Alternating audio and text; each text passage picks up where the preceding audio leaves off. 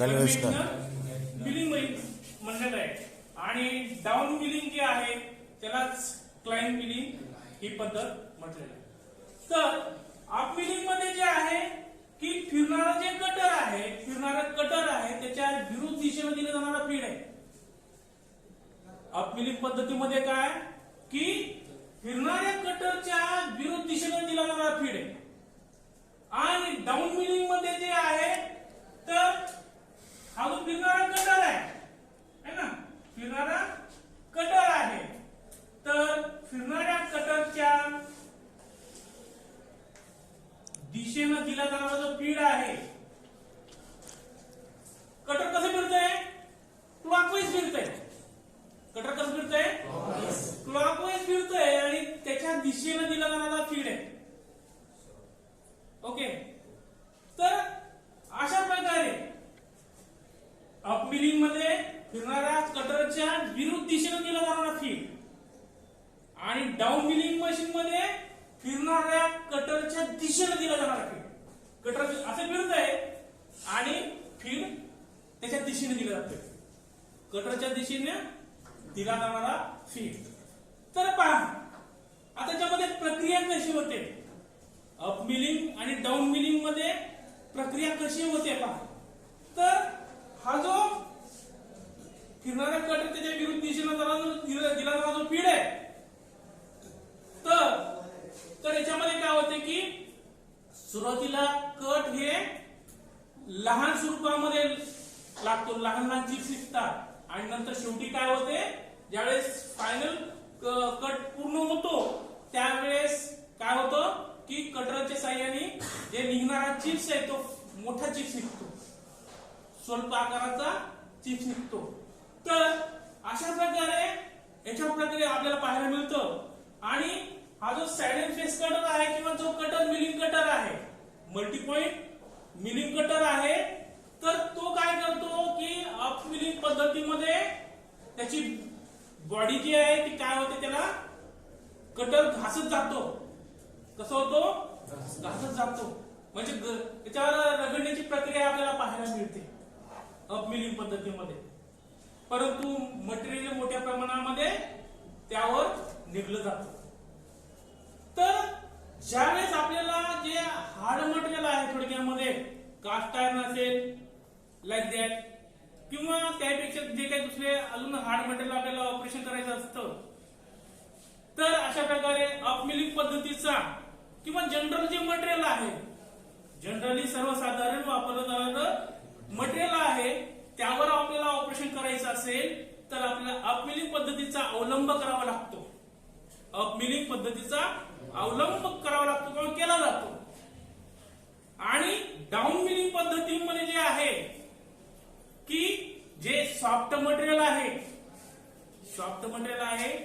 किंवा लॉंग आहे किंवा पातळ अशा जॉबवर ऑपरेशन करायची आवश्यकता आहे,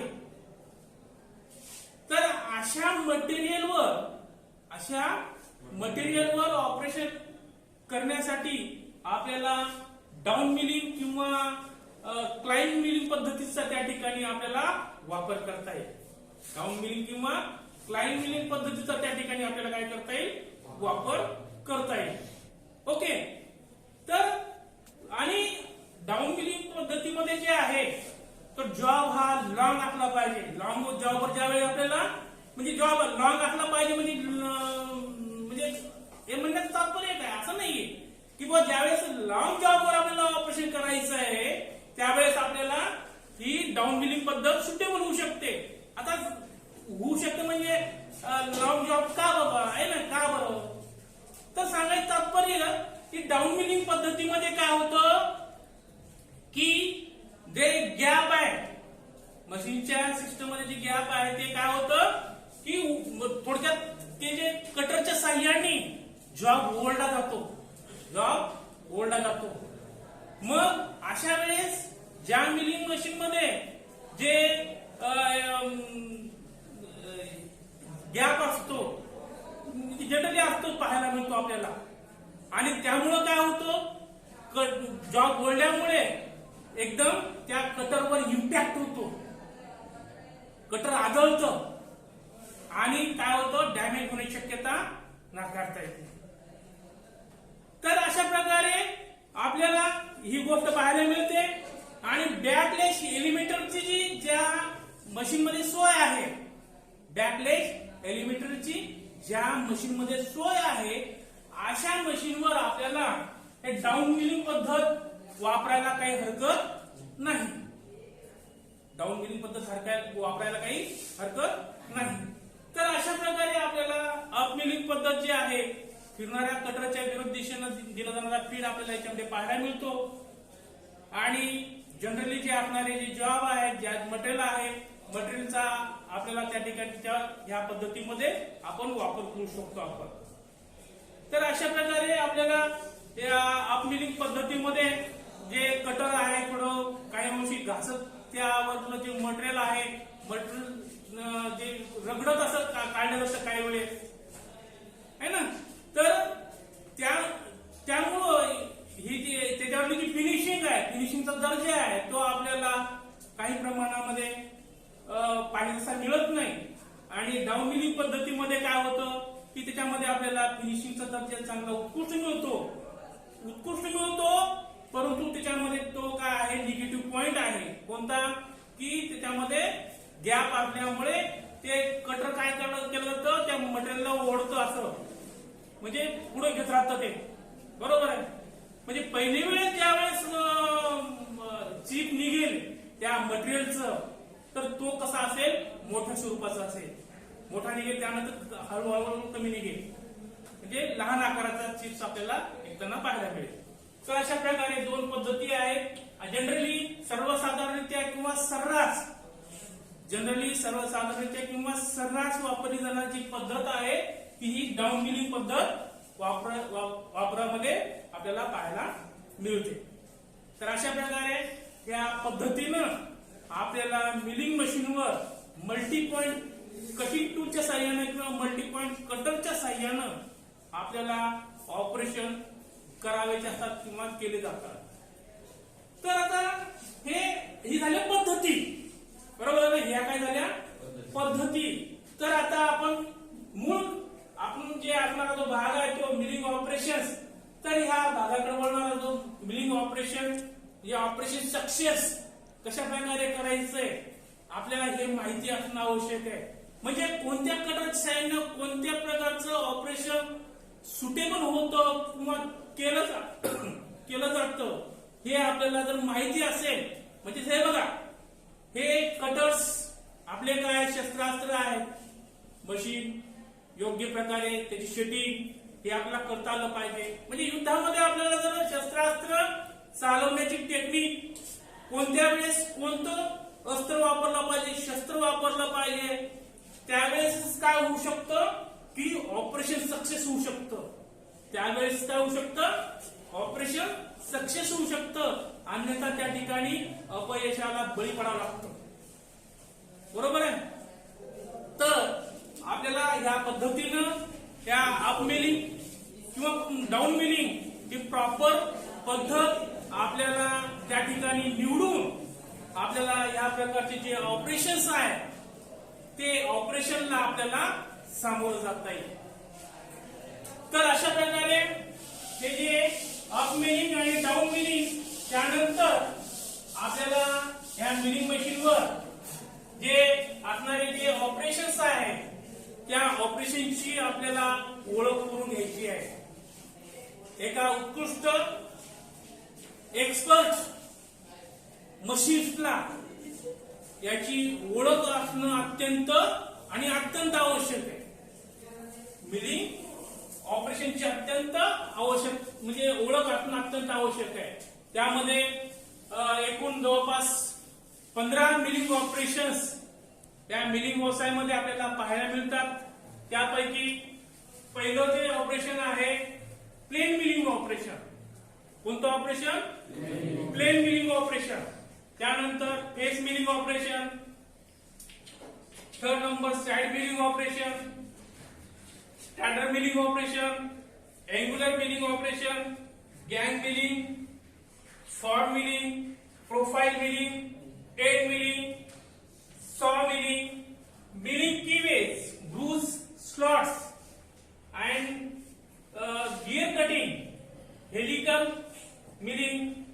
14 कॅम मिलिंग आणि 15 जे आहे थ्रेड मिलिंग. अशा प्रकारे एकूण 15 मिलिंग ऑपरेशनचा त्या मिलिंग क्षेत्रामध्ये समावेश झालेला आहे. तर एका मिलिंग विषयी आपण थोडं पाहूया. तर पहिलं जे आहे प्लेन मिलिंग. या प्लेन मिलिंग याच्या नावामध्ये पहा काय आहे, अर्थ आहे. त्या नावामध्येच अर्थ आहे. म्हणजे याच्या साह्यानं आपल्याला काय करता येतं की प्लेन मिलिंग ऑपरेशन करता येतं. कसं ऑपरेशन करता येतं? प्लेन मिलिंग करता येतं. म्हणजे ज्यावेळेस आपल्याला जनरली मिलिंग मशीनवर आपल्याला राईट अँगल जॉब करायचा आहे किंवा एखाद्या जॉबचा पृष्ठभाग काय करायचा, समतल करायचा आहे. एखाद्या जॉबचा पृष्ठभाग काय करायचा आहे, समतल करायचा आहे. वरचा पृष्ठभाग काय करायचा, प्लेन करायचा आहे. त्यावेळेस आपल्याला या मिलिंग ऑपरेशनचा त्या ठिकाणी समावेश होतो. म्हणजे जे स्लॅब मिलिंग कटर आहे किंवा प्लेन मिलिंग कटर आहे किंवा फेस मिलिंग कटर आहे, या कटरच्या साह्यानं काय करता येतं आपल्याला, एक प्लेन ऑपरेशन त्याच्यावर काय करता येतं, सक्सेस करता येतं. हे असं समजा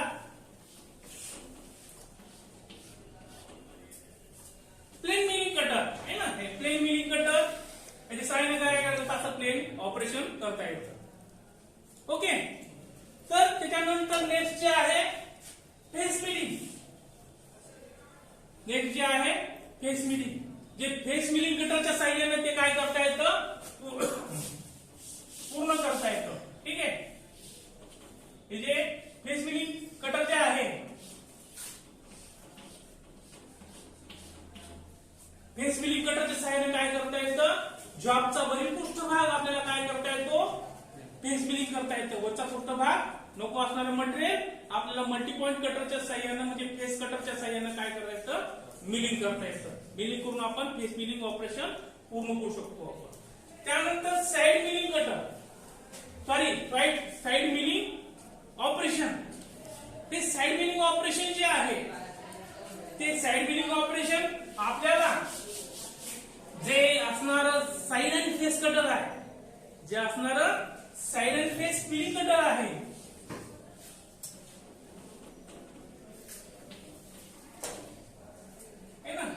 हे अशा प्रकारे साइड अँड फेस कटरच्या साह्यानं आपल्याला अशा प्रकारचे स्लॉट मिलिंग,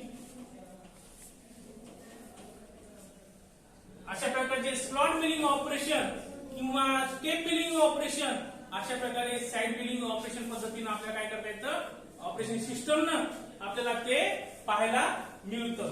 साइड मिलिंग झालं. त्यानंतर जे स्टॅडल मिलिंग. ही स्टॅडल मिलिंग जे आहे, ज्यावेळेस आपल्याला एखाद्या ऑपरेशन सिस्टम मध्ये की दोन्ही ज्यावेळेस आपल्याला हे पहा अशा प्रकारे काय करता येतं,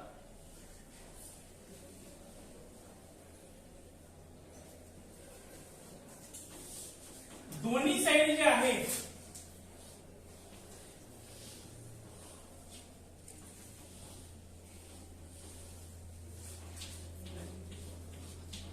याच्यामध्ये दोन साइड अँड फेस कटरचा वापर केला जातो.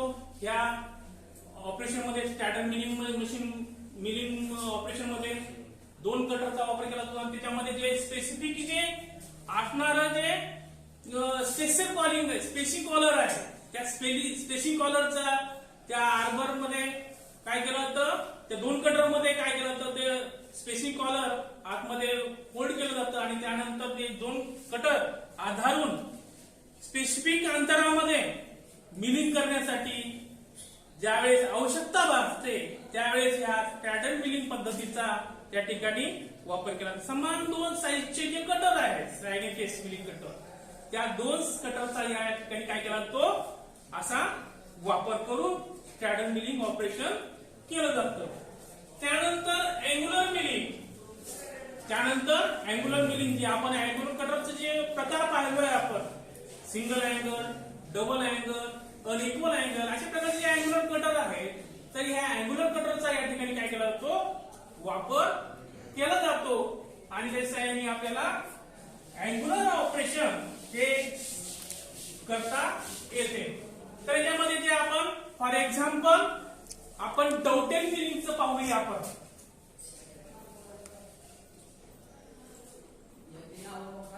तर अशा प्रकारे हे जे असणार डवटेल कटर आहे म्हणजे अँग्युलर कटर आहे की नाही, त्या डवटेल कटरच्या साह्यानं आपल्याला अँग्युलर ऑपरेशन करता येतं किंवा सिंगल अँगल मिलिंगच्या कटरच्या साह्याने अँग्युलर ऑपरेशन आपल्याला पाहायला मिळतो.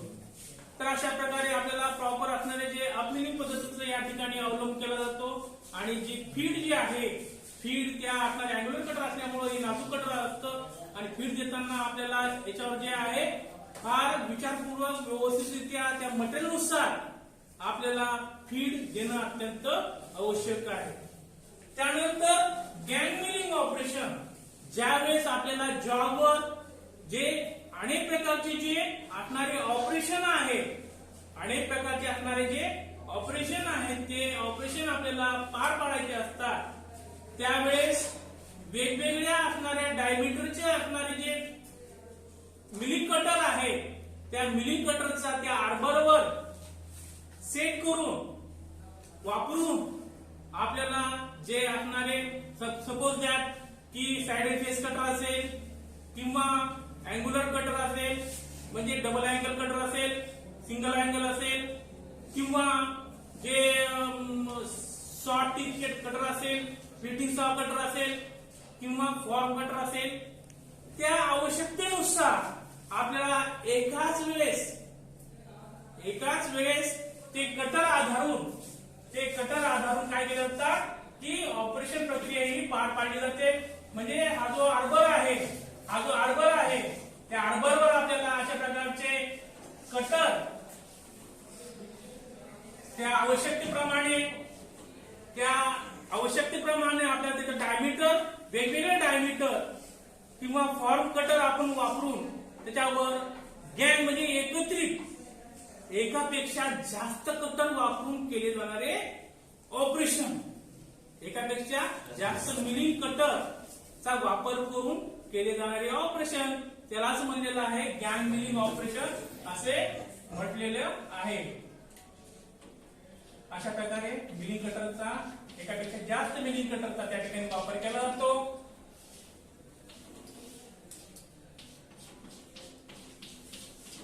एकापेक्षा जास्त मिलिंग कटरचा वापर करून गॅंग मिलिंग ऑपरेशन सक्सेस केले जातात. त्यानंतर जे आहे form milling operation. Form milling म्हणजे with the help of form milling cutter, है ना. फॉर्म मिलिंग कटर म्हणजे जे कॉन्केव्ह कटर आहे, कॉन्व्हेक्स कटर आहे, स्प्रॉकेट कटर आहे, गिअर कटर आहे, लाईक दॅट, है की नाही, किंवा कॉर्नर राउंडिंग कटर आहे. याच्या साहाय्याने आपल्याला काय करता येतं, फॉर्म मिलिंग ऑपरेशन करता येते. जसे म्हणजे आता हे पहा, है ना, हे जे आता कॉन्केव्ह ऑपरेशन आहे, हे कॉन्केव्ह ऑपरेशन आहे, है ना, हे फॉर्म मिलिंग कटरच्या साहाय्याने आपल्याला करता येतं.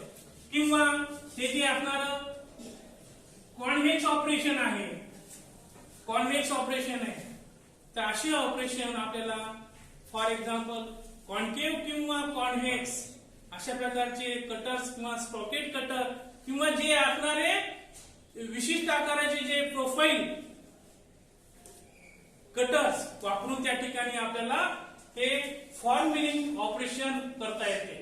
त्यानंतर जे प्रोफाईल मिलिंग जे आहे, जे आपल्याला टू लाईन डाय सेक्शनला ज्यावेळेस आपल्याला डायवरील जे असणारे जे प्रोफाईल ऑपरेशन आहे,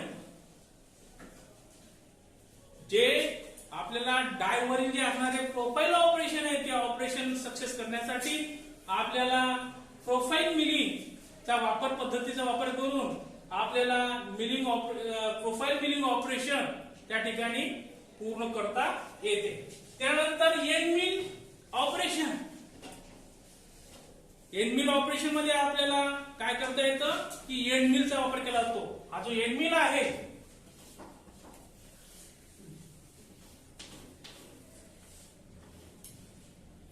एंड मिलचा वापर करून जे जॉबवरला नको असणारं मटेरियल म्हणजे त्याच्या परिघावर आणि त्या टोकावर आहे की नाही पेरिफेरल भागावर जे असणारे टीथ आहेत, मल्टीपॉइंट टीथ आहेत, तर ते टीथच्या साह्यानं फिरणारे टीथच्या साह्यानं आपल्याला काय करता येतं की अशा प्रकारे हे जो कटर आहे त्या एंडमिलच्या साह्यानं आपल्याला जॉबवरले जे मटेरियल आहे टेप्स असेल किंवा स्लॉट असेल, स्क्वेअर स्लॉट असेल, अशा प्रकारचे आपल्याला एंडमिलच्या माध्यमाने केले जाणारे operation end milling operation. That's all. Okay. त्यानंतर सॉ मिलिंग. आता कटर प्रकारापैकी जे असणारं स्लिटिंग सॉ कटर आहे, स्लिटिंग सॉ कटर आहे, त्या स्लिटिंग सॉ कटरच्या साह्यानं आपल्याला काय करता येतं की छोटा किवी असेल है ना, त्याच्या साह्याने काय करता येतं तर किवे करता येतो किंवा आपल्याला काय करता येतं की एखाद्या जॉबचे दोन तुकडे करायचे, सॉ करायचे, कट करायचे, त्यावेळेस आपल्याला त्या स्लिटिंग सॉ कटरचा वापर करून आपल्याला सॉइंग ऑपरेशन करता येते. त्यानंतर मिलिंग कीवेज, ग्रूव्ज आणि स्लॉट. आता यावेळेस आपल्याला एखाद्या शॉफ्टवर कीवे ऑपरेशन ज्यावेळेस आपल्याला करायचे असते, हे पहा आपल्याला पाहतो आपण जे शॉफ्ट आणि पुली ते इलेक्ट्रिक मोटर, आपल्या फॉर एक्झाम्पल जनरली आपण इलेक्ट्रिक मोटर पाहिलेली आहे, त्याच्यावर आपल्याला काय पाहायला मिळतं की किवे पाहायला मिळतो, जे पुली त्यावर असणाऱ्या कीच्या साह्यानं कीच्या माध्यमाने काय केलं ते फिक्स केली जाते. तर अशा प्रकारचे जे असणारे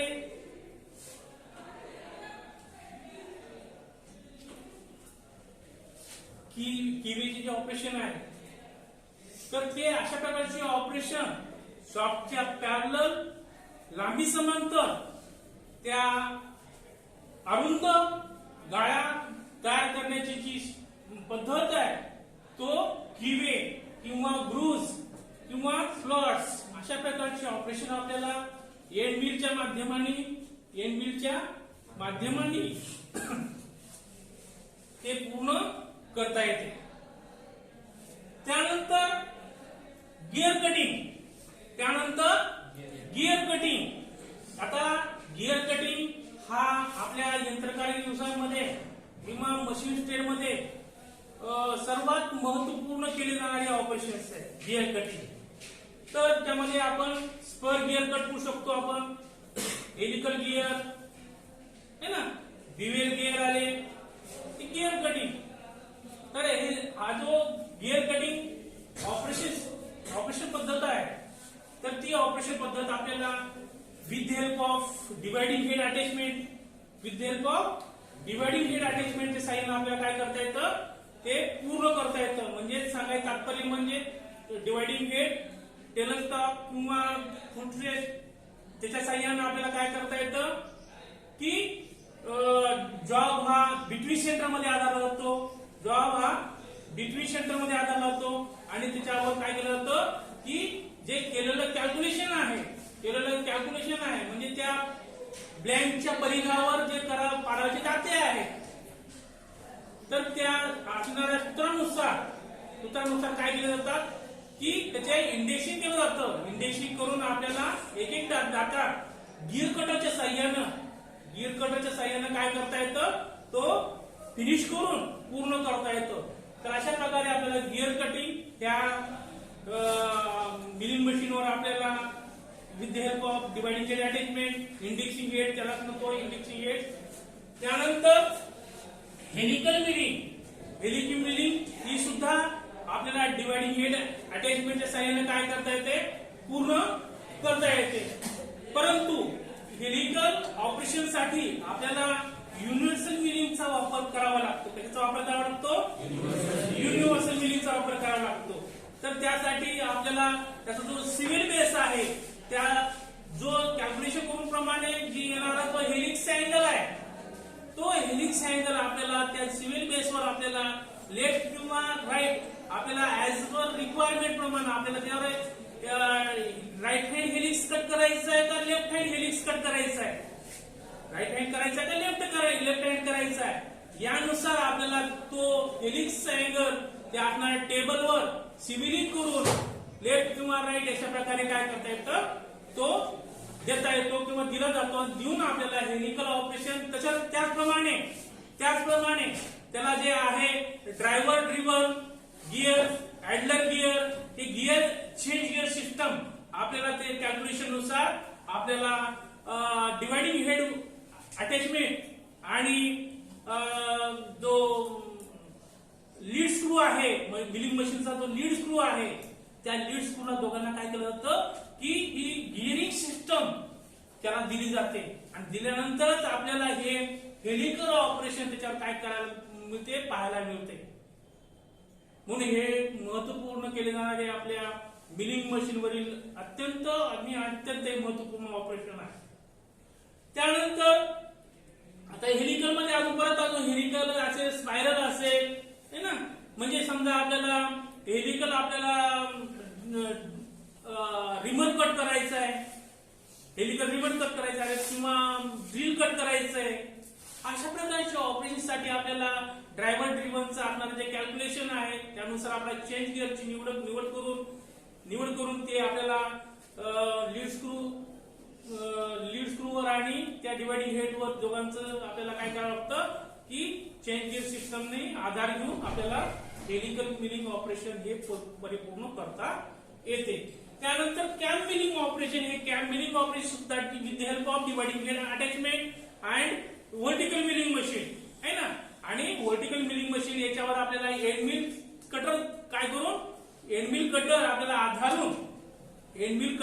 आधारून त्याच्यावर आपल्याला हे कॅम मिलिंग ऑपरेशन जो डिवायडिंग हेड जे आहे त्याचा जो स्पिंडल आहे त्या येणाऱ्या कॅल्क्युलेशन नुसार आपल्याला काय करावं लागतो तो सिव्हिलिंग करून डिग्री देऊन त्याच्यावर जे असणारी जी ब्लँक आहे कॅम्प साठी असणारी जी ब्लँक आहे मटेरियल आहे ते होल्ड केलं जातं, होल्ड करून एंड मिल कटरच्या साह्याने आपल्याला काय करता येतं ते कॅम्प मिलिंग ऑपरेशन पूर्ण करता येते. त्यानंतर थ्रेड मिलिंग ऑपरेशन हे ऑपरेशन आपल्याला थ्रेड कटरच्या साह्याने मिलिंग मशीनवर जे असणारे जे आटे आहेत किंवा थ्रेड आहेत ते कट करण्यासाठी या थ्रेड मिलिंग पद्धतीचा किंवा थ्रेड मिलिंग ऑपरेशनचा आपल्याला वापर करता येईल. तर अशा प्रकारे त्या मिलिंग मशीनवर असणारे जे बहुमोल आणि असणारे जे मिलिंग ऑपरेशन आहे ते आपल्याला मिलिंग ऑपरेशन कोणते ऑपरेशन कोणत्या कटरच्या साहाय्याने केले जातात, कोणत्या पद्धतीने केले जातात हे आपल्याला एका तज्ञ किंवा एक्सपर्ट यंत्रकारागीरला एक्सपर्ट मशीनला त्याची माहिती असणं अत्यंत आवश्यक आहे. त्यानंतर आपल्याला हे चांगल्या प्रकारे सक्सेसफुल आपल्याला हे ऑपरेशन सक्सेस करता येईल, हे ऑपरेशन सक्सेस करता येईल. परंतु आपल्याला ही जी पद्धत आहे मिलिंग पद्धती आपण आता पाहिलोय आपण की अप मिलिंग का डाऊन मिलिंग, तर ज्या मिलिंग मशीन मध्ये गॅप म्हणजे नवीन आहे चांगला कसल्या प्रकारचा गॅप नाहीये अशा वेळेस आपल्याला डाऊन मिलिंगचा त्याच्यावर वापर करता येईल आपल्याला. आणि वाटलंच तर त्याच्यावर जे आहे की आपल्याला जे बॅकलेश एलिमेंटर जे आहे या मिलिंग मशीनवर त्याची सोय आहे, अशा मिलिंग मशीनवर आपल्याला डाऊन मिलिंग पद्धतीचा अवलंब करायला काही हरकत नाही. पण जर नसेल तर त्याच्यावर आपल्याला वापर करणं म्हणजे घातक ठरू शकतं, म्हणजेच काय कटर तुटू शकतं, डॅमेज होऊ शकतं आहे ना, कारण त्याच्यामध्ये गॅप असतो. त्यामुळे ह्या गोष्टी आपल्याला एका उत्कृष्ट यंत्रकारागीरला ते कळणं अत्यंत आवश्यक आहे. समयसूचकतेप्रमाणे आपल्याला ज्यावेळेस आपल्याला लॉंग असे जॉब आहेत जेणेकरून आपल्याला त्याच्यावर गॅप पाहायला मिळणार नाही, पण छोटा जॉब आहे त्याच्यावर आपण ऑपरेशन काय केलोय आपण तर एक दोन म्हणजे काही अंतरावरच काय केलं तो जॉब संपेल आणि ते काय होईल तो जॉबला ओढेल आणि काय होईल इम्पॅक्ट होईल. आणि गटर तुटण्याची संभावना आपल्याला पाहायला मिळेल. म्हणून त्याचे जे असणारे तोटे लक्षात घेता आणि फायदे लक्षात घेता यानुसार आपल्याला कोणती पद्धत अप मिलिंग वापरायची आहे का डाऊन मिलिंग पद्धत वापरायची आहे आपल्याला माहिती असणं अत्यंत आवश्यक आहे. अप मिलिंग पद्धतीला काय मिळालेलं आहे कन्व्हेन्शनल मिलिंग. डाऊन मिलिंगला काय मिळालेलं आहे लाईन मिलिंग. तर अशा प्रकारे हे जे मिलिंग ऑपरेशनच्या पद्धती आपल्याला माहिती असणं आवश्यक आहे. तर यानंतरचा भाग जो आहे आपण पुढील वेळेस पाहूया. ठीक आहे, धन्यवाद.